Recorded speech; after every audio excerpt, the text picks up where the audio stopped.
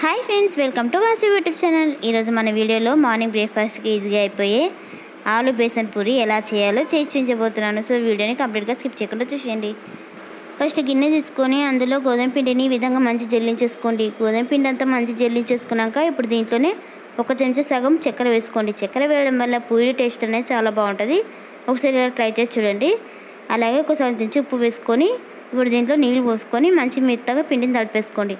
కావాలంటే మనం దీంట్లోనే ఒక సగం చెంచా మైదాపిండి వేసుకొని అయినా తడుపుకోవచ్చు, కానీ నేను ఇక్కడ మైదాపిండి వేయలేదు. సో పిండిని అంతా మంచిగా ఇలా తడిపేసుకున్నాం కదా. ఇలా తడిపేసుకున్నాక ఇప్పుడు దీంట్లో కొంచెం నూనె పోసుకొని పిండికి అంతా మంచిగా రుద్దేసుకోవాలి. నూనె అంతా రుద్దేసుకున్నాక ఇప్పుడు మూత పెట్టేసి ఒక అరగంట నాననివ్వాలి. ఇది నానేసేపట్లో మనం దీంట్లోకి బేసనాలు ప్రిపేర్ చేసుకోవచ్చు. ఇంకో పక్కన మనం బేసనాలకి ఫస్ట్ స్టవ్ వెలిగించి ఒక గిన్నె పెట్టుకొని అందులో నూనె పోసుకోవాలి. నూనె కొంచెం మంచి వేడి కాగానే దీంట్లోనే కొంచెం ఆవాలు జీలకర్ర వేసుకోవాలి. జీలకర్ర ఆవాలు ఇలా మంచి వేగుతుండగానే ఇప్పుడు కరివేపాకు వేసుకోవాలి. కరివేపాకు కూడా ఇలా నూనెలో కొంచెం వేగంగానే ఇప్పుడు క్యారెట్ని ఇలా సన్నగా కోసుకొని దాన్ని కూడా వేసేయాలి. అలాగే కొంచెం శనగపప్పు కూడా వేసుకోవాలి. ఇప్పుడు ఈ రెండు మంచి నూనెలో వేగుతుండగానే పచ్చి బఠానీ వేసుకోవాలి. కాకపోతే మనం దీన్ని ముందుగానే ఉడకబెట్టుకోవాలి. అలా ఉడకబెట్టిన బఠానీ ఇందులో వేసుకోవాలి.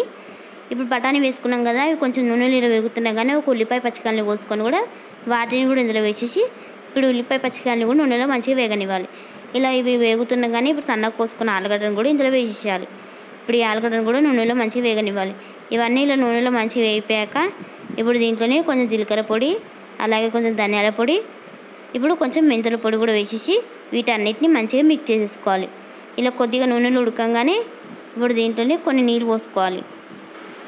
ఇలా నీళ్ళు పోసుకొని మనం ఒక 2 నిమిషాలు మంచిగా ఉడకనివ్వాలి.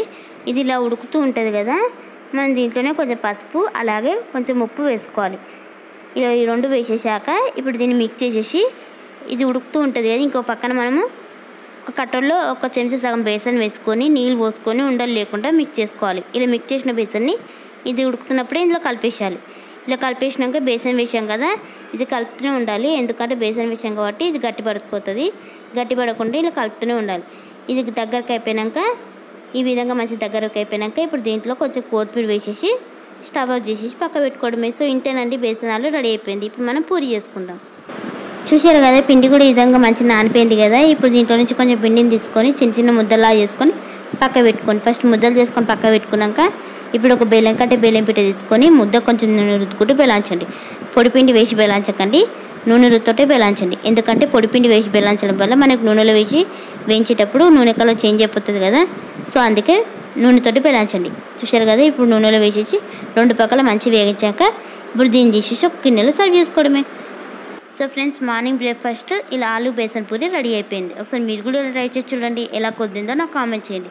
నా రెసిపీ కనుక నచ్చితే ప్లీజ్ ఒక లైక్ చేసి షేర్ చేయండి. మరిన్ని ఇంట్రెస్టింగ్ వీడియోస్ కోసం మన ఛానల్ని వెంటనే సబ్స్క్రైబ్ చేసుకోండి. Thanks for watching.